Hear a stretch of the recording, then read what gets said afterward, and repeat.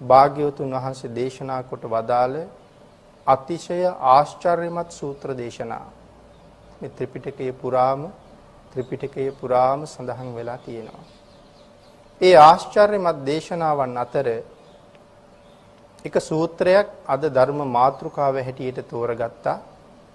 ඉතා දීර්ඝ සූත්‍ර දේශනාවක්. ඒ නිසා අපේ ශාසික මහත්මයාට සිහිපත් කළා එක දවසකින් දෙකකින් මේ දේශනාව ඉවර කරන්න බැරි වෙයි. දේශනාව ඉවර කරන්න පුළුවන්. නමුත් දේශනාවේ ආශ්චර්ය දකින්න පුළුවන් වෙන්නේ මේ දේශනාවට මූලික වෙච්ච නිධානයත් අටුවාවේ භාග්‍යවතුන් වහන්සේ ඒ පිළිබඳව කරලා තියෙන දීර්ඝ විස්තරයත් භාග්‍යවතුන් වහන්සේගේ ධර්ම දේශනාවක් බොහෝ දහම් කරුණු රැසකින් පොහසත්. ඒක මේ දේශනාව මුලින් ඉඳලා ශ්‍රවණය කරොත් අපිට දැනෙනවා ඒක දේශනාවක් කොච්චර දහම් කරුණු වලින් පොහසත්ද කියලා. ඒ කරුණු ටික ටික එකතු කරගත්තොත් තමයි මේ දේශනාවේ ආශ්චර්යමත් බව දකින්න පුළුවන්කම තියෙන්නේ. ඒ නිසා මේ කාරණා සියල්ලම එකතු කරගෙන ඔබ ලබාගත් මේ දුර්ලභ අවස්ථාව ලෝක සත්වයාටම සද්ධර්මයේ පිළිබඳව රසය දකින්න තියෙන අවස්ථාවක්. ඒ නිසා අපි මේ සියල්ල සාකච්ඡා කරමින් දේශනාව නිමා කරන්න උත්සාහ කරමු. සූත්‍ර දේශනාව තමයි දීඝ නිකායේ දෙවන මහා වර්ගයේ 7 වෙනි සූත්‍රය මහා සමය සූත්‍ර දේශනාව. පිරිත් පොතෙන් අපි මේ සූත්‍රය හොඳට අහලා තියෙනවා. දෙවිවරු බොහෝම ප්‍රිය කරන සූත්‍ර දේශනාවක් හැටියටයි අපි මේ දේශනාව අහලා තියෙන්නේ. ඒ නිසා භාග්‍යවතුන් වහන්සේත් දේශනා කරලා තියෙනවා මේ සූත්‍ර දේශනාව ඕනෑම වෙලාවක සත්‍යයනා කරන්න කියලා දේශනා කරලා තියෙනවා. සමහර සූත්‍ර තියෙනවා හිතුමතේ දේශනා කරන්න එපා කියලා සඳහන් කරපු සූත්‍ර දේශනත් තියෙනවා. ඒ අතර මහා සමය ඕනෑම වෙලාවක දේශනා කරන්න භාග්‍යවතුන් වහන්සේගෙන් අවසර ලැබිලා තියෙනවා. මහා සමය සූත්‍ර දේශනාව කපිලවස්තුවේ මහා වනයේදී තමයි මේ දේශනාව ආරම්භ වෙන්නේ. සාමාන්‍යයෙන් සෑම බුදුරජාණන් වහන්සේ නමකගේම ශාසනය තුල මේ මහා සන්නිපාත සිද්ධ වෙනවා.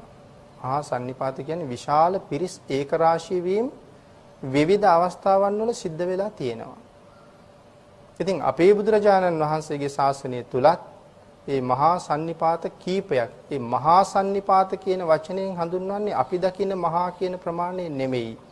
අපට හිතාගන්න බැරි ප්‍රමාණයක්. මහා කියලා සඳහන් කරන්නේ ඒකයි.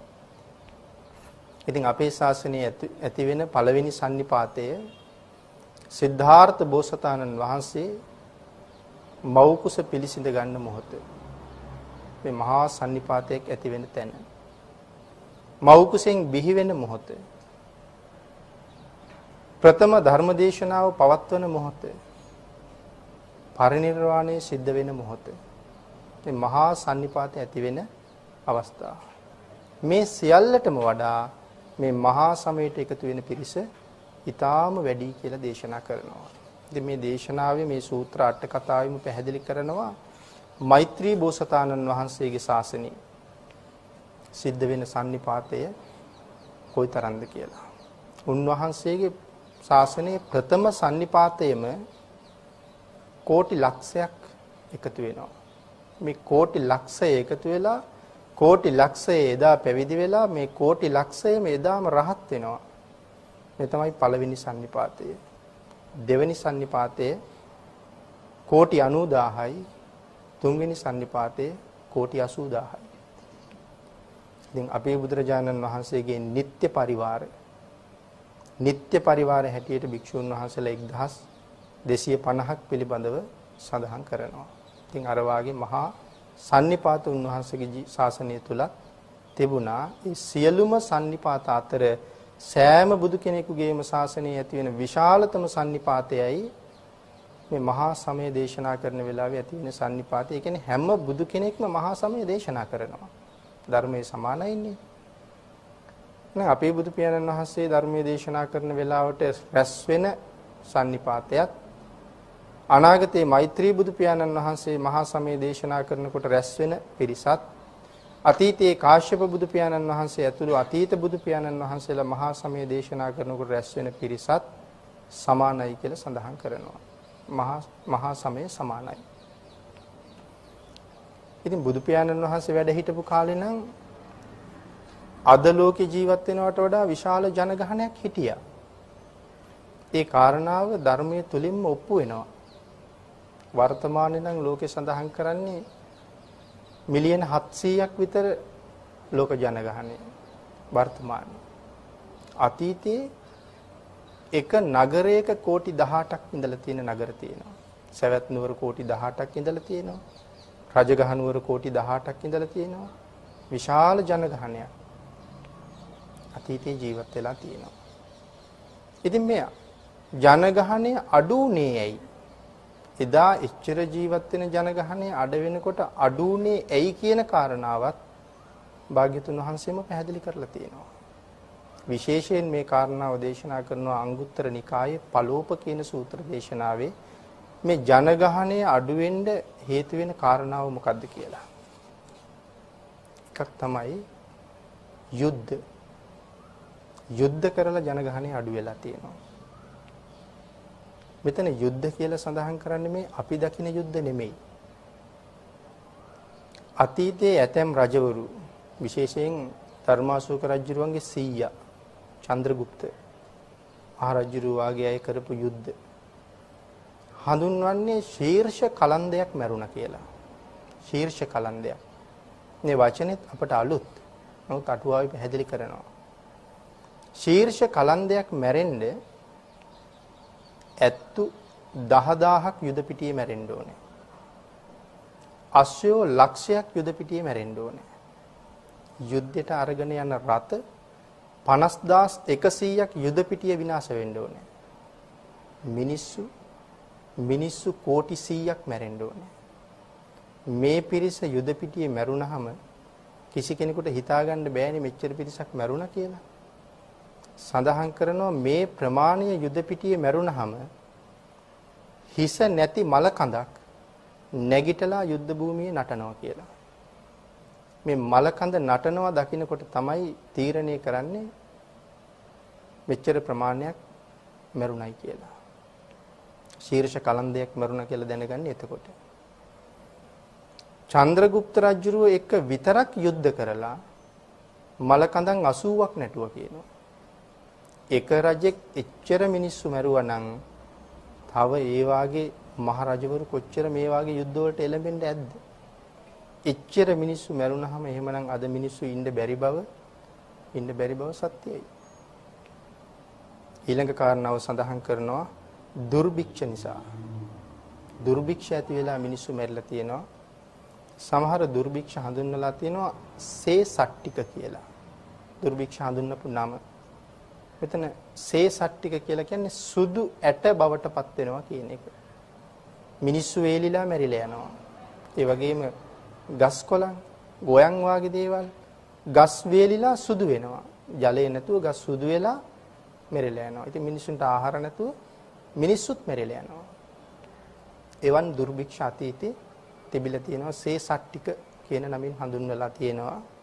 ඊළඟ කාරණාව භාග්‍යවතුන් වහන්සේ පැහැදිලි කරනවා අධර්ම රාගය. මිනිස්සු ඇති නැති වෙන්න මිනිස්සු හිග වෙන්න හේතුව අධර්ම රාගය. මෙතන අධර්ම රාගය කාම මිත්‍යාචාරය මේ සඳහන් කරන දේවල් එකින් එකට වෙනස්. අධර්ම රාගය කියලා කියන්නේ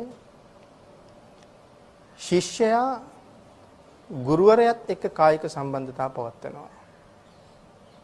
ගුරුවරිය ශිෂ්‍යයාත් එක්ක කායික සම්බන්ධතාව පවත්වනවා. එතකොට අපි පුංචි අම්මා කියලා හඳුන්වන්නේ. එතකොට පුතා පුංචි අම්මත් එක්ක කායික සම්බන්ධතාව පවත්වනවා. පුතා තාත්තගේ සහෝදරියත් එක්ක කායික සම්බන්ධතාව පවත්වනවා. පුතා සිය මවත් සමග කායික සම්බන්ධතාව පවත්වනවා. මෙන්න මේක හඳුන්වලා තියෙනවා මේ පළෝප සූත්‍රයේ මේකේ අට කතාවේ බොහොම ගැඹුරට භාග්‍යවතුන් වහන්සේ හඳුන්වනවා. මේකට තමයි කියන්නේ අධර්ම රාගය කියලා. ඊට අමතරව භාග්‍යවතුන් වහන්සේ පැහැදිලි කරනවා තවත් එක කාරණාවක් පිළිබඳව මිත්‍යා ධර්මය. දැන් අපි සඳහන් කරන්නේ කාම මිත්‍යාචාරය. නමුත් මෙතන සඳහන් කරන්නේ මිත්‍යා ධර්මය. මිත්‍යා ධර්මය කියලා සඳහන් කරන්නේ අද නම් මිත්‍යා ධර්ම ලෝකේ නීතිගත වෙමින් පවතිනවා. ඉතින් ලංකාවෙත් එහෙම වෙන්න සූදානම් කියලා කියනවා කොහොම වෙයිද දන්නේ නැහැ. මේ මිත්‍යා ධර්ම කියලා සඳහන් කරන්නේ සමලිංගික විවාහ. ලෝකේ නීතිගත වෙලා තියෙනවා සමහර රටවල් වල. සමලිංගික විවාහ. ඒක තමයි මිත්‍යා ධර්මය. කෙසේ වෙතත් සඳහන් කරනවා මේ දේවල් උච්ච වෙන්න ගියොත් මේ මිත්‍යා ධර්ම වාගේ දේවල් දෙවිවරු ඊටාම කෝප වෙනවා කියලා. එවන් දේවල් නිසා. කෝපය වැඩි වුණොත් මේ ධර්මයේම සඳහන් කරනවා අති දරුණු යක්ෂයන් මුදා හරිනවා කියලා. ඉතින් කවුරු යටතේද මේ දරුණු යක්ෂයෝ ඉන්නේ? ඉන්නේ සීමා කරලා උන්වහන්සේලා යටතේ. විශේෂයෙන් වෙසමුණි මහරජුරෝ යටතේ තමයි අති දරුණු යක්ෂයෝ ඉන්නේ. ඉතින් එහෙම යක්ෂයෝ ඉන්නවා කියන කාරණාව අපිට මේ ආලෝක යක්ෂයාගේ කතාවෙන්ම පැහැදිලි වෙනවා. ආලෝක යක්ෂයා කියලා කියන්නේ පුදුමාකාර ශක්තිවන්ත පුදුමාකාර බලයක් තියෙන මේ අහස මහ පොළොව හොලවන්න පුළුවන් කෙනෙක් ආලෝක යක්ෂයා. නමුත් මෙයාට කෑමට වරන් දීලා තියෙන්නේ තමන්ගේ විමානයේ හෙවණට එන අය විතරයි. විශාල නුගරුක ළඟ එයාගේ විමානේ තියෙනවා. ධර්මයේ සඳහන් හැටියට ආලෝක යක්ෂයාගේ විමානේ තියෙන්නේ මහ පොළොවේ. විශාල වූ රත්තරන් විමානයක්. යොදුන් 748කට වඩා උසයි. ඒ වුණාට අපිට පේන්නේ රන් සහ රිදී දැල් වලින් වහලා තියෙන්නේ කියලා සඳහන් කරනවා පිටපැත්ත. අපි කම්බි ගහලා වහ ගන්නවා වගේ මේ රන් සහ රිදී දැල් වලින් වහලා තියෙනවා කියලා සඳහන් කරනවා. අභිඥාලාභීන්ට විතරක් පේනවා. අපිට පේන්නේ නැහැ. ඉතින් මෙතන විශාල නුගරුක්ෂයක් තියෙනවා මේ ගහ යටට එන අය විතරයි මෙයාට කන්න පුළුවන්. එහෙම සීමා කලේ නැත්තම් සීමාවක් නැති නිසා. සීමා පැනෙන්නේ නැත්තම් දවස් 2-3 ලංකාව කාලය ඉවර කරනවා. ඒ තරම් ප්‍රබල යක්ෂයෝ ගැනයි මේ සඳහන් කරන්නේ. බුදු පියාණන් වහන්සේ ආලෝක යක්ෂයාගේ විමානයට ආවා කියලා ආරංචි වෙනකොට යක්ෂ සේනාධිපතින් දෙන්නා මෙයාව ටිකක් අවුස්සනවා. ගද්‍රබණි මුලින්ම ගිහිල්ලා කියන්නේ දොරටු පාලනය. භාග්‍යතුන් වහන්සේ වැඩිය කියලා. ඉතින් බුදුරජාණන් වහන්සේ තමන්ගේ විමානෙට වැඩිය කියන එක මෙයාට සමච්චලයක් වුණා වාගේ. මෙයා ඒ තරම් ප්‍රතාපවත් කෙනෙක් යක්ෂයන් අතර. ඒ නිසා ගද්‍රපට කියනවා කට වහන්න අපි ගිහිල්ලා බලාගමු. නමුත් සාතාගිර හේමවත දෙන්නට මෙයා ගරු කරනවා මේ යක්ෂයා. මේ දෙන්න මගපලලාභී යක්ෂයෝ දෙන්නේ. මේ දෙන්න ආපු ගමන් සභාවේ සියලු දෙනාට මෙහෙන්න කියනවා අද නම් ඔබට මහා භාග්‍යයක් උදා වෙලා තියෙන්නේ. ඉතින් තමන්ගේ සේවකයාගේ කට වැහුවට මෙයාගේ කට වහන්න බෑනේ මේ දෙන්නගේ. ඉතින් මේ දෙන්න කියනවා ඉතින් මෙයාට ඉවසන්න බැරි තැන අහනවා උඹලගේ බුදුහාමුදුරුවෝ මංගාව කවුද කියලා. ඉතින් මෙයා ඒ තරම් ප්‍රතාපයි. ඒ වෙලාවේ මේ දෙන්න දැනගන්නවා මෙයාට ටිකක් කේන්ති ගියා වාගේ කියලා. හරියට කේන්ති යන යක්ෂයෙක්. ඒ වෙලාවේ මේගොල්ලෝ කියනවා මහ විශාල වෘෂභ රාජයෙක් ගාව අද ඉපදෙන වහු පැටියෙක් කොහොමද? අපේ බුදු පියාණන් වහන්සේ ගාව ඔබ ඒ වාගේ. රත්තරන් කේසර වලින් පිරිච්ච කේසර කඩා හැල්න සිංහ රාජයෙක් ගාව හිවල් පැටියෙක් කොහොමද? අපේ බුදු පියාණන් වහන්සේ ගාව ඔබ ඒ වාගේ.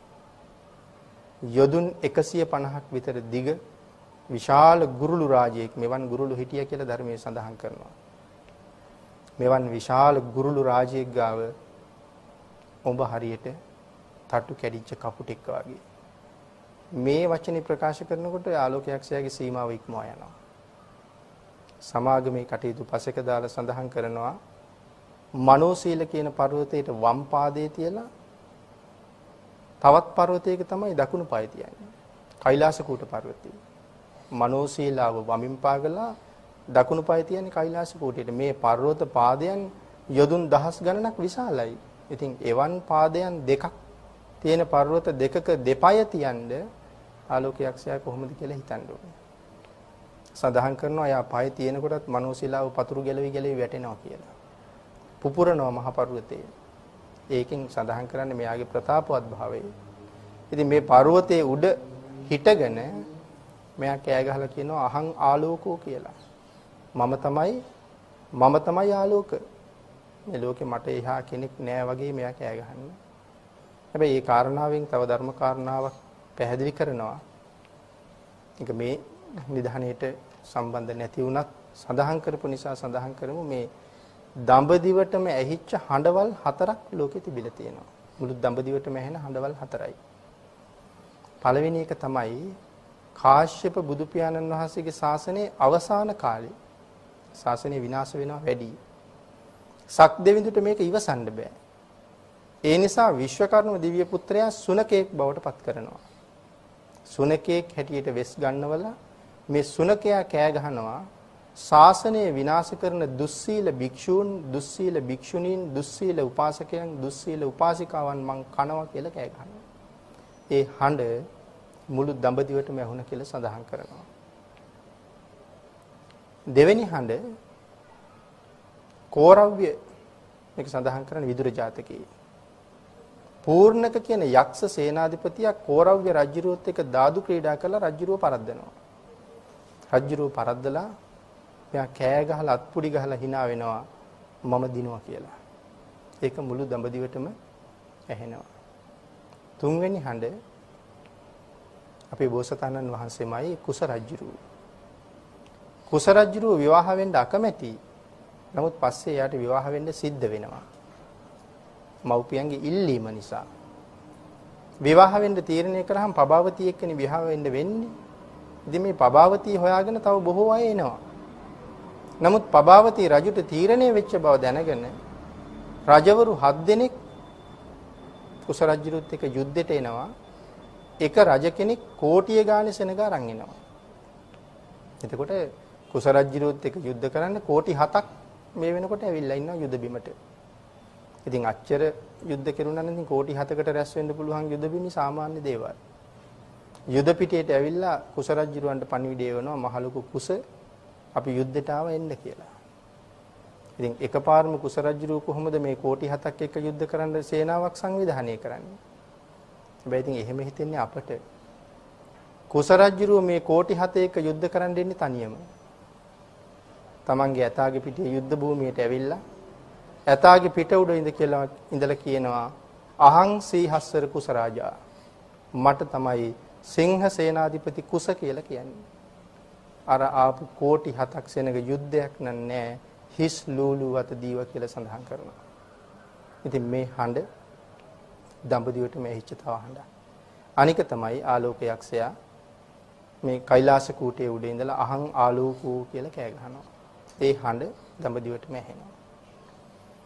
ඉතින් මෙන්න මෙහෙම යක්ෂයෝ තමයි මුදා හරිනවා කියලා සඳහන් කරන්නේ. ඉතින් අනාගත ලෝකය සමහර වෙලාවට අති භයානක තැනක තියෙන්න පුළුවන්. නමුත් අපි කීප දෙනෙකුට එකතු වෙලා ඒව නවත්තන්න පුළුවන් සීමාවක නැහැ. භාග්‍යවතුන් වහන්සේ එවන් වෙලාවට කරලා තියෙන්නේ මිනිස්සු සිල්වත් කරන එක. මේ අපරාධ නවත්තන්න බෑ. මිනිස්සු සිල්වත් කරනවා. එතකොට මරුණත් බය නැහැ. සිල්වත් වෙච්ච අයනේ. ඒගොල්ලන්ට ඊළඟ සුගතිගාමී උපතක් හරි තියෙනවා. එවන් කාරණාවක් මේ සූත්‍ර දේශනාවේ ඉදිරියට පැහැදිලි වෙනවා සිල්වත් කරපු කාරණාවක් ගැන.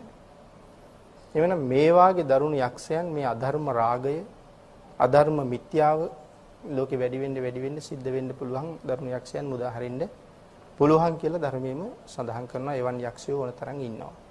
නමුත් භාග්‍යතුන් වහන්සේ සීමා කරලා සීමා සහිතව වෙසමුණි රජුරවන්ට පවරලා ඉන්නේ ඒගොල්ලෝ. ඉතින් ලෝකේ පාලනය කරන්න බැරි කොට නිදහස් කරනවා කියලා මේ අට කතාවල පැහැදිලි කරනවා. ඊට අමතරව සඳහන් කරනවා භාග්‍යවතුන් වහන්සේ මේ දේශනාව ආරම්භ කරන්නේ කපිලවස්තුවේ. ඊළඟට මේ සූත්‍ර දේශනාවත් එක්ක සඳහන් කරන්න ඕනේ මේ කපිලවස්තු කියන ප්‍රදේශයේ ඇති වෙන්නේ කොහොමද කියලා.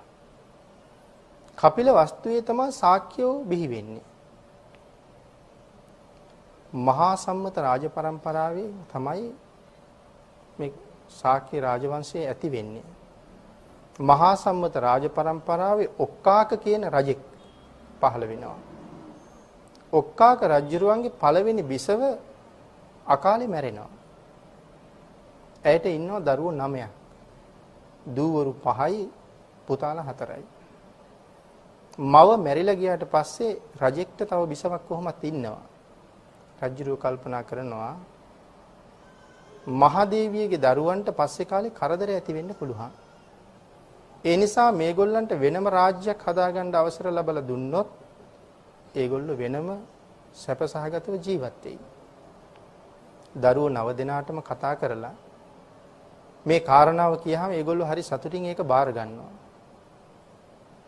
හැම පැත්තෙම ශිල්ප ශාස්ත්‍ර ප්‍රගුණ කරපු පිරිස් මේගොල්ලන්ට ලබලා දෙනවා. මේ විශාල පිරිසත් අරගෙන මේගොල්ලෝ වනාන්තරයේ මැද්දෙන් යනකොට මේ කපිල කියන ඍෂිවරයා මුණ ගැහෙනවා. ඍෂිවරයා අහනවා කොහෙද ඔයගොල්ලෝ යන්නේ? මේ කුමාරවරු කියනවා අපි අලුතෙන් රාජ්‍යයක් හදාගන්න තමයි මේ යන්නේ. කපිල ඍෂිවරයා කියනවා ඕගොල්ලන්ට රාජ්‍යයක් හදාගන්න ඕනම නම් රාජ්‍යයක් හදාගන්න හොඳම තැන තමයි මෙතන. මේ මම ඉන්න තැන තමයි රාජ්‍යයක් හදන්න හොඳම තැන. හේතුව තමයි මෙයා සඳහන් කරනවා මෙතන මැඩියෙක් උපන්නොත් මම ඉන්න මෙතන මැඩියෙක් උපන්නොත් ඒ මැඩියා නාගයෙකුට වඩා ශක්තිමත්. ඒ මැඩියා අල්ලන්න නාගයාට බෑ. එයා ශක්තිමත්. මෙතන මුවෙක් උපන්නොත් ඒ මුවා සිංහයෙකුට වඩා ශක්තිමත්. ඒ මුවාව පරද්දන්න ඒ සිංහයාට බෑ. ඒ නිසා මෙතන යමෙක් උපදිනවා නම් ඒ උපදින අය ඊටාම ශක්තිමත්. ඔයගොල්ලෝ ඒ නිසා මෙතන ඔයගොල්ලන්ගේ නගරය හදන්න. මේගොල්ලෝ ඒක බාර අරගෙන මෙතන නගරය හදන්න තීරණය කරනවා. නගරය හදන්න තීරණය කරලා දැන් නගර සැලැස්ම ඇඳගෙන නගරය හදාගෙන යනවා. නමුත් දැන් මේගොල්ලන්ට විවාහ වෙන්න ක්‍රමයක් නැහැ. මොකද මහා සම්මත රාජ પરම්පරාව කියලා කියන්නේ අවුරුදු දහස් ගණනක ඉඳලා අතිශය පාරිශුද්ධයි මේ රාජ પરම්පරාව.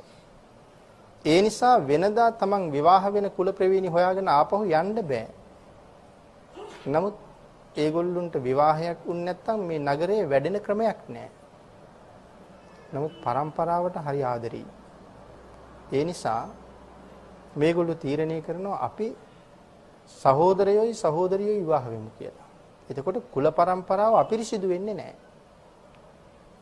එහෙම තීරණය කරාට ගෑනු දරුවෝ 5 දෙනෙක් ඉන්නවා. මේගොල්ලෝ තීරණය කරනවා වැඩිමල්ම සහෝදරිය අම්මා තනතුරේ තියමු. අනික 4 දෙනයි පිරිමි 4 දෙනයි විවාහ වෙන්නේ. ඒගොල්ලෝ තමයි විවාහ වෙලා ඒගොල්ලන්ගෙන් උපදින දරුවෝ තමයි මේ නගරේ ඊළඟට පෝෂණය කරන්නේ. ඔක්කාක රජුරවන්ට ආරංචි වෙනවා පුතාලා ටික නගරයක් හැදුවා.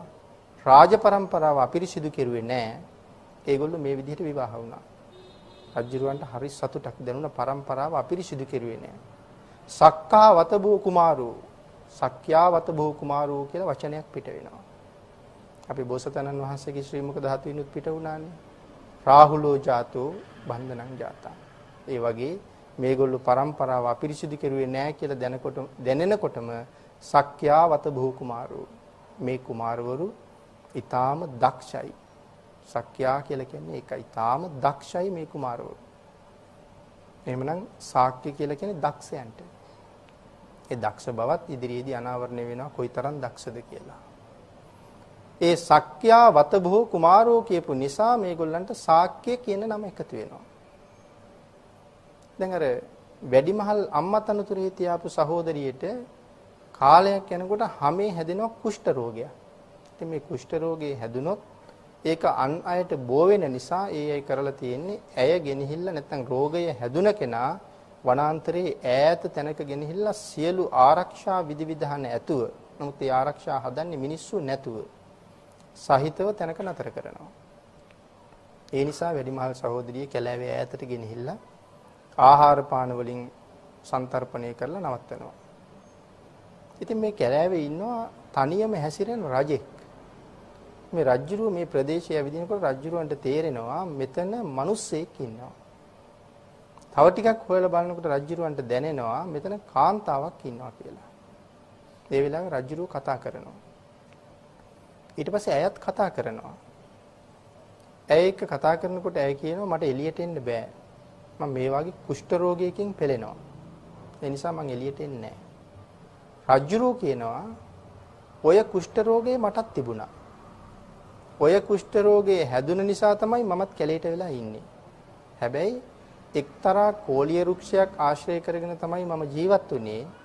ඒ කෝලිය වෘක්ෂයේ කොළ මුල් පොතු කාලා බීලා තමයි මට සනීප වුනේ. ඒ නිසා ඔබව සනීප කරන්න අවශ්‍ය නම් මට පුළුවන්. ඇයි කියනවා ඔබ එහෙම කිව්වට මට පිළිගන්න බෑ. මම ශාක්‍ය කුමාරිකාවක්. මගේ වංශය අපවිත්‍ර කරන්නේ නෑ මම. මට ඔබ රජෙක් කියන එක විශ්වාස නෑ.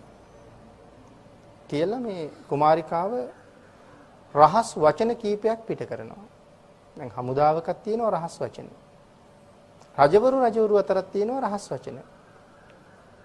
ඇය මේ රහස් වචන කීපේ ප්‍රකාශ කරනකොට රජුරු ඒකට උත්තර දෙනවා. ඒ වෙලාවේ තීරණය කරනවා එහෙනම් රජෙක්. ඒ වෙලාවේ ඇය අඬ ගහගෙන කෝලිය වෘක්ෂය ගාවට ගිහිල්ලා ඒ බේත් හේත් හදලා දීලා ඇය සනීප කරනවා. සනීප කරලා ඒ දෙන්න විවාහ වෙනවා. මේ රජුරුව කලින් විවාහ වෙලා එයාට දරුවෝ එහෙම ඉන්නවා. දරුවන්ට කලක් යනකොට ආරංචි වෙනවා අපේ රජුරුව අපේ තාත්තට සනීපයිලු. මහා පෙරහැරක් හදාගෙන එනවා රජුරුව එක්ක යන්නේ. රජුරුව කියනවා මං එන්නේ නැහැ. මම සැප විඳිනවා දකින්න ඕන නම් මේ කෝලිය ගහ ආශ්‍රය කරගෙන මට නගරයක් හදලා දෙන්න. ඊට පස්සේ මෙතන නගරයක් හදලා දෙනවා පුතාලා ටික. ඒ නගරයේ ශාක්‍ය කුමාරිකාවත් එක්ක මේ දෙන ජීවත් වෙනවා. ඒ දෙන්නගෙන් ඇති වෙන પરම්පරාව තමයි කෝලිය પરම්පරාව. මෙහෙම තමයි ශාක්‍ය වංශයයි කෝලිය වංශය දෙක උපදින්නේ. ඉතින් අපේ භාග්‍යතුන් වහන්සේ කාලේ යනකොට මේ પરම්පරා දෙක බොහොම වැඩිලා බොහොම ජනගහනයක් මේගොල්ලෝ අතර ඉන්නවා. මේගොල්ලෝ ජීවත් වෙන්නේ මේ රෝහිණී ගඟ ආශ්‍රය කරගෙන ගඟේ දෙපැත්තේ. ඉතින් කාලාන්තරයක් යනකොට මේගොල්ලෝ ඔක්කොම ගොවියෝ. ගොවිතැන් කරලා ජීවත් වෙන්නේ ගඟේ වතුර අඩුයි. ඉතින් මේ ගඟ දෙපැත්තේ ඉන්න පිරිස නෑදෑයෝ බව දන්නවා. හැබැයි කවුරුවත් මේ අඩු වෙලා තියෙන වතුර බෙදාගෙන ගොවිතැන් කරන්න කැමති නෑ. දෙගොල්ලගෙම කැමැත්ත වතුර අපට විතරයි. ඕගොල්ලන්ට ඕනේ නෑ. කෝලිය වංශිකයෝ ඒ වෙලාවේ කියනවා ශාක්‍ය වංශිකයෝ කෝලිය වංශිකයෝ කියනවා අපිට වතුර ඕනේ. අපි දෙන්නේ අපි ගොවිතැන්පත් කරාම ඕගොල්ලෝ ඇවිල්ලා අපට මුදල් ගෙවලා රන් රිදී ගෙවලා අපෙන් අරන් ධාන්‍ය අපෙන් ගෙනහිල්ලා ඕගොල්ලෝ කාලා ජීවත් වෙන්නේ. මේකට එක්කෙනෙකුට කේන්ති යනවා. මේ රජවරු නෙමෙයි මෙතන ඉන්නේ කම්කරුවෝ ටික. කේන්ති ගිහිල්ලා ඉතින් අපේ වගේම වචන හරඹයක් ගිහිල්ලා එක්කෙනෙකුට කේන්තිය පාලනය කරගන්න බැරුව එක්කෙනෙකුට පහරක් ගහනවා. ගහන කෙනා වැටෙනවා, එයා නැගිටලා අනිත් කෙනාටත් ගහනවා. දැන් මෙතනින් තමයි මේ ගැටුම ආරම්භෙන්නේ. දැන් කම්කරුවෝ ටික කොහොම හරි ගැටුම ආයේ निराකරණය කරගෙන ගිහිල්ලා නමුත් රජවරු ගාවට ගිහිල්ලා මේක ටිකක් වැඩි කරලා තමයි කියන්නේ. දැන් දෙගොල්ලෝ යුද්ධයට සූදානම්. ඉතින් මේ දෙගොල්ලම මේ ගැටුම ඇති වෙලා සංවිධානය වෙලා දැන් යුද්ධයකට ඇවිල්ලා ගඟ දෙපැත්තට වෙලා යුද්ධ කරන්න. මේ වෙනකොට භාග්‍යතුන් වහන්සේ පහළ වෙලා උන්වහන්සේ බුද්ධත්වයේ ලැබලා මේ දීර්ඝ කතාවක් බොහොම කෙටියෙන් සඳහන් කරන්නේ. භාග්‍යතුන් වහන්සේ මහා කරුණා සමාපත්තියෙන් දකිනවා මේ දෙගොල්ල යුද්ධ කරගන්නවා කියලා කියන්නේ දෙගොල්ලම නැතුව යනවා. දැන් අපි නම් යුද්ධයක් දැක්කහම අනිවාර්යෙන් ජය ලැබෙන පිරිසක් ඉතුරු වෙන්න ඕනේනේ. මේ යුද්ධේ එහෙම නිමා වෙන්නේ නැහැ. අරගොල්ලොත් ඉවරයි මේගොල්ලොත් ඉවරයි. එහෙම යුද්ධයක් මේක. ලෝකේ කෙනෙකුට හිතන්න බැරි යුද්ධ. සඳහන් කරනවා මේගොල්ලෝ යුද්ධයේ ඒ තරම් දක්ෂයි. දඹදිවට හිටියේ මහා සටන්කාමීන් 3 දෙනයිනේ.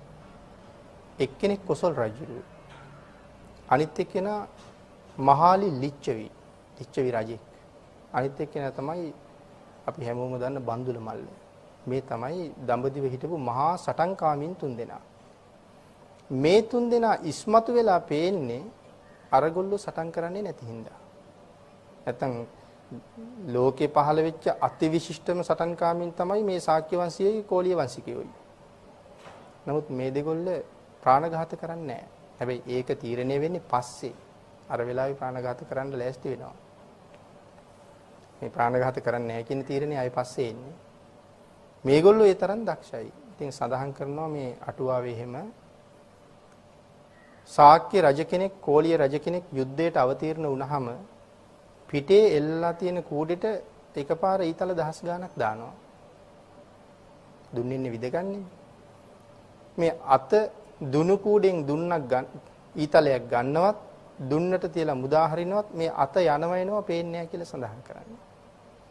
හිතන්න තියෙන්නේ අපි මේ විදුලි පංකාවේ තටු කැරකෙනවා අපිට පේන්නේ නැහැ. ඒ වගේ තමයි මේගොල්ලන්ගේ අත යනවා වෙනවා පේන්නේ. විනාඩි ගණනක් ඇතුළත ඊතල දහස් ගණනක් හිස් වෙනවා. ඒ තරම් වේගවත් කියලා සඳහන් කරන යුද්ධය. ඒක හොඳටම පැහැදිලි වෙන තැනක් තමයි ශාක්‍යයන් සමූල ඝාතනය කරන්න විදුඩබ කුමාරයා ආපු වෙලාවේ. හැබැයි මේ වෙලාවේ මේගොල්ලෝ ප්‍රාණඝාත කරන්නේ නැහැ කියලා තීරණය කරලා ඉන්නේ. විදුඩබ එන වෙලාවේ. නමුත් දන්නවා දැන් අම්මවරුන්ගේ කුස ඇතුලේ ඉන්න දරු පැටව හිටන් අම්මගේ කුස කපලා ඇදලා අරන් මරනවා. ඒ තරම් විනාශයක් වෙනවා දැන්. ඒක හොඳටම දන්නවා. ඒ නිසා රජවරු කීප දෙනෙක් කතා කරනවා මේක කොහොම හරි නවත්තන්න උත්සාහ කරමු කියලා. නවත්තන්න උත්සාහ කරන යුද්ධයක් කරන්න ඕනේ. ඉතින් මේගොල්ලෝ යුද්ධයට යනවා මේගොල්ලන්ගේ දක්ෂතාවය කියන එක තැන. යුද්ධයට යනවා. විදුඩබගේ පිරිස ගඟේ එහා පැත්තේ ඉන්නවා. සාක්‍ය රජවරු මෙහා පැත්තේ ඉන්නවා අරගොල්ලන්ට විදිනවා. විදිනවා කියලා කියන්නේ අට කතාවේ සඳහන් කරනවා මේ වීතල එන්නේ වැස්සක් වාගේ. විදුඩබ කියනවා දහස් ගණනක් අරන් ඇවිල්ලා ඉන්නේ යා. දුවමු මේ මොන යුද්ධ කෙරිල්ලක්ද මේ වැස්ස වාගේ එනවා කියලා. ඒ වුණාට විදුඩබ කුමාරයාගේ පුරোহিত දන්නවා මේ ශාක්‍ය රජවරු කවදාවත් ප්‍රාණඝාත කරන්නේ නැහැ කියලා. පුරোহিত ගිහිල්ලා රජුරවන්ට කියනවා කලබල වෙන්න එපා. ප්‍රාණඝාත කරන්නේ නැහැ මේ රජවරු. විතරක් ශ්‍රේෂ්ඨද? විදුඩබ බහන මොන නැත්තේ ඇයි? මේ එන ඊතල ප්‍රමාණයට ඉවර ඇති අපේ මිනිස්සු. රජතුමනි ගණන් කරලා බලන්න එක මිනිහෙක් මැරිලා නැහැ කියනවා. මේ විදින්නේ බය කරන්න. හැබැයි විදිනවා කියලා සඳහන් කරනවා මේ කිහිල්ලට යටින් විදිනවා ඇඟේ වදින්නෙත් නැහැ අතේ වදින්නෙත් නැහැ. කම්පෙත්ත යටින් විදිනවා කියලා කියනවා බෙල්ලේ වදින්නෙත් නැහැ කනේ වදින්නෙත් නැහැ. කකුල් අතරින් විදිනවා කියනවා කලව දෙකේ වදින්නේ නැති වෙන්නේ. සමහර වෙලාවට සමහර ඊතල ගමන් කරනවා කෙස් අතරින් යනවා හිසට හානියක් නොවෙන්නේ. ඉතින් මේ වැස්ස වාගේ ඊතල කිසිම පුද්ගලයෙකුගේ ඇඟේ නොවදින්න බය කරන්න මේ තරම් මුදා හරින්න ඒගොල්ලෝ මොන තරම් දක්ෂතාවයක් තියෙන්න ඕනේද? ඉතින් මිනිස්සු මැරිලා නැහැ බලහම කවුරුවත්. ඒ නිසා විදුඩබ කියනවා එහෙනම් ගිහිල්ලා ශාක්‍යයයි කියනවාද අහන්න කියනවා. ශාක්‍යද මරන්න කියනවා. මොකද ශාක්‍යව බොරු කියන්නේ නැහැ. එතකොට ප්‍රාණඝාත කරන්නෙත් නැහැ බොරු කියන්නෙත් නැහැ. ඒ හින්දා ශාක්‍යද කියලා ඇහුවොත් මැරුවත් ඔව් කියනවා. මේ අතර සමහර අය මේ යුද්ධයට කලින් රටින් පිට වෙලා ඉඳලා තියෙනවා. ඇතැම් අය තනකොළ සහ උණගස් අල්ලගෙන ඉඳලා තියෙනවා. බොරුවක් කියන්නේ සම්‍යක් ප්‍රයෝගයක් පාවිච්චි කරනවා. මේ උණගස් අල්ලගෙන ඉන්න අය ගාවට ගිහිල්ලා ශාක්‍යද කියලා අහපුවාම මේගොල්ලෝ කියන මේ ශාක නෙමෙයි උණ. බොරුවක් කියවෙන්නේ නැහැ. මේ ශාක නොවේයි උණ. මරලා නැහැ. තෘණ තනකොළ අල්ලගෙන ඉන්න අය ගාවට ගිහිල්ලා ආපුවම ශාක්‍යද කියලා මේ ශාක නෙමෙයි තෘණ. ඒගොල්ලෝ මරලත් නැහැ. ඉතින් මේගොල්ලෝ සම්‍යක් ප්‍රයෝගයක් කරලා බේරිලා තියෙනවා. ඉතින් පස්සේ ඒගොල්ලෝ හඳුන්වලා තියෙනවා උණ ශාක්‍යෝ සහ තෘණ ශාක්‍යෝ කියලා. එහෙම සම්‍යක් ප්‍රයෝගයක්වත් පාවිච්චි කරපු නිසා වටිනාකම ටිකක් අඩු කරලා තියෙනවා. ඒ තරම් සිල් රකින්නවා මේ අය. ඒ සිල් රකින්නෙත් අපිට හරි වටිනවා මේ කියමන් භාග්‍යතුන් වහන්සේ ළඟට ගිහිල්ලා කියනවා ස්වාමීනි අපි මාසෙකට සැරයක් 8 සිල් ගන්නවා කියලා. මාසෙකට සැරයක්. ඉතින් අපි අපිට දාලා බලන්න ඕනේ එතකොට. භාග්‍යතුන් වහන්සේ අහනවා මේ ගොරබිරන් සංසාරයෙන් ගොඩ යන්න මාසෙකට සැරයක් 8 සිල් අරන් ඇත්නම් කමන්නේ නැහැ කියලා. ලැජ්ජ හිතෙනවා එතකොට. පස්සේ ඇවිල්ලා බුදු පියාණන් වහන්සේට කියනවා ස්වාමීනි මුළු ජීවිත කාලයම අපි 8 සිල් ගන්නවා කියලා. එහෙමනම් ශාක්‍යයන්ට අනුමත කරලා තියෙන්නේ 8 සිල්. මුළු ජීවිත කාලෙම 8 සිල් මත. ඉතින් තථාගතයන් වහන්සේ දන්නවා අපිට එහෙම බැරි බව. නමුත් අපට දේශනා කළා මුළු ජීවිත කාලෙම පන්සිල් මත ඉන්න කියලා. ඉතින් 8 සිල් මත තබා පන්සිල් මතවත් අපිට පුළුවන් ද කියන එක ආපහු තීරණය කරන්නත් ඕනේ. එහෙමනම් අරගොල්ලෝ එක දවසක් ඒ කියන්නේ පැය 24ක් අපි 8 සිල් ගන්නවා කියලා කියන්නේ. ඉතින් අපිට මාසෙකට එක දවසක්වත් නැහැ නේ එහෙමනම්. පැය 24ක් සිල් ගන්නෙත් නැහැ අපි. උදේ ඇවිල්ලා හවස යනවා භාගයක් සිල් ගන්නවා. ඉතින් අර එහෙමත් බෑ කියනකොට භාගයක් අරගෙන මේක කොහොම ඉවර කරන්නද කියන එක පිළිබඳව ආපහු සැරයක් හිතන්න සිද්ධ වෙනවා. ඉතින් මේ විදිහට තමයි මේ ශාක්‍ය වංශයයි කෝලිය වංශයයි ඇති වෙලා මේ යුද්ධේ කෙරෙන්න ලෑස්ති වෙනකොට භාග්‍යතුන් වහන්සේ වඩිනවා. වැඩලා දෙගොල්ලටම මැද්දෙන් අහසේ භාග්‍යතුන් වහන්සේ වැඩ ඉන්නවා. ඒ වෙලාවේ ඉස්සරලාම භාග්‍යතුන් වහන්සේ වැඩිය බව දකින්නේ ශාක්‍ය වංශිකයෝ. දැන් යුද්ධයට සූදානම්. මේ මෙතන සඳහන් කරනවා බුදුන් සරණ යෑම පිළිබඳවත් වචනයක් මෙතෙන්ට එකතු කරන්න පුළුවන්. ආත්ම සන්නියාතන සරණාගමනය. බුදුන් සරණ යන පළවෙනි ක්‍රමය. බුදු පියාණන් වහන්සේට මාගේ ජීවිතේ පූජා වේවා. එහෙම කරාම භාග්‍යතුන් වහන්සේ දේශනා කරපු විදිහට විතරයි කටයුතු කරන්න වෙන්නේ. එහෙමනම් භාග්‍යතුන් වහන්සේ වැඩියක් දකින්නකොටම ශාක්‍ය වංශිකයෝ සියලුම අවියාවිද බිම දානවා. ඒ බිම දාන්නේ තථාගතයන් වහන්සේ බලාගෙන ඉන්න වෙලාවේ අපේ ඥාති පුත්‍රයාණන් වහන්සේ බලාගෙන ඉන්න වෙලාවේ අපේ ආයුධ තව කෙනෙකුගේ ඇඟට ඇතුල් කරන්න බෑ. උන්වහන්සේකට විරුද්ධයි. එහෙම කරන්නේ නැහැ කියලා තමයි ආයුධ බිම දාන්නේ. ඒ ආයුධ බිම දාන්නේ ජීවිතයේ බුදුරජාණන් වහන්සේට පූජා කරලා. ඒ කියන්නේ බැරි වෙලාවත් කෝලිය වංශිකයෝ භාග්‍යතුන් වහන්සේ වැඩි බව දැක්කේ නැත්තම් ඒගොල්ලන්ගේ ඊතල මුදා හරිනවා. එක තප්පරේ ඇති ගඟේ මෙහා පැත්තේ ඉන්න කට්ටිය ඔක්කොම බිම දාන්න. එක තත්පරයයි යෝනේ. අර තරම් වේගෙන් ඊතල එවනවා නම් ඉතින් රජවරු 100 ගණනක් 1000 ගණනක් ඊතල එවන්න ගියාම කොයිතරම් ප්‍රමාණයක් එයිද? තත්පරය හොඳටම ප්‍රමාණවත්. ඒ නිසා එහෙමනම් මැරුණත් කමක් නැහැ. එහෙමම සඳහන් කරනවා මේගොල්ලෝ ආයුධ බිම දාන්නේ මැරුණත් කමක් නැහැ. අපි කපලා ඊවත් කමක් නැහැ කියලා. කපලා ඊවත් කමක් නැහැ භාග්‍යතුන් වහන්සේ බලාගෙන ඉන්න තැන මේ ප්‍රාණඝාත වැඩි කරන්නේ. ඉතින් කපලා ඊවත් කමක් නැහැ කියනකොට ඒකේ මහ ලොකු බර වචනයක් ඒක. හැබැයි ඉතින් වෙලාවට කෝලිය වංශිකයෝ දකින්නවා භාග්‍යතුන් වහන්සේ වැඩිය කියලා. ඒගොල්ලොත් ඒ විදිහටම ආයුධ අතාරිනවා. ජීවිතේ පරිත්‍යාග කරන්නයි බැරි වෙලාවත් ශාක්‍ය රජුරු ආයුධ බිම දාලා නැත්තම් හැබැයි අරගොල්ලෝ දකින්නවා මේගොල්ලෝ බිම දැම්මා කියලා. එහෙනම් එහෙනම් කෝලියන්ටත් වඩා ශාක්‍යෝ තවත් ඉහළයි වගේ මුලින් අතහැරපු නිසා. ඒ වෙලාවේ බුදුරජාණන් වහන්සේ අහනවා රජවරුනි කුමක් සඳහාද දෙපිරිස එකතු වෙලා ඉන්නේ? ඉතින් නොදන්නවා වගේ අහන්නේ. ඉතින් රජෙක් කතා කරලා කියනවා ස්වාමීනි මේ සෙල්ලම් කරන්නවත් විනෝද වෙන්නවත් නාට්‍ය සංදර්ශන පෙන්වන්නවත් ගඟේ ක්‍රීඩා කරන්නවත් එකතු වුණා නෙමෙයි මරා ගන්න එකතුනේ.